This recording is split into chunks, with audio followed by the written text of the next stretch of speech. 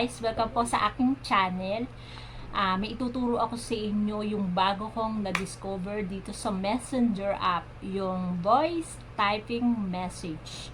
Ayan, sa mga hindi pa nakakaalam nitong tutorial na to, makakatulong to sa inyo dun sa mga hindi or tinatamad na mag-type sa message. Pwede nyo nang sabihin or salitain yung mga gusto mong i-message sa iyong ka-text or ka-chat. Ayan, mag-automatic appear yung sinasabi mo doon sa right message. Napakadali lang po. Ayan, but before that, please subscribe, like, and share po sa aking account. Thank you. Start na po tayo sa aking tutorial. First step na gagawin, punta tayo sa Messenger app. Ayan, example ko lang po sa inyo itong aking inbox. Ayan. Pindutin natin dito sa may type a message.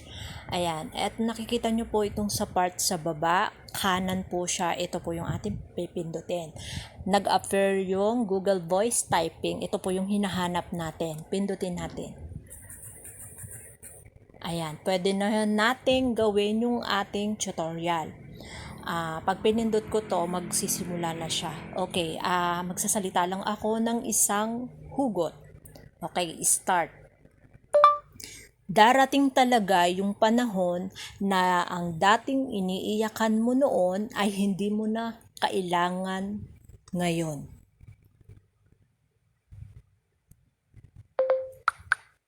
Ayan, send ko na po.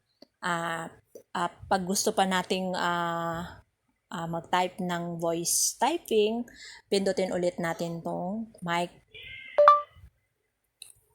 Let's sing Merry Christmas and the Happy Holiday.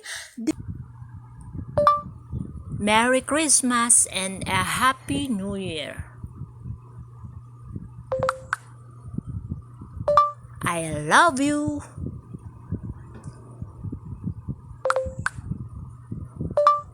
Happy birthday! Ayan, ganyan lang po kasimple. Thank you guys for watching.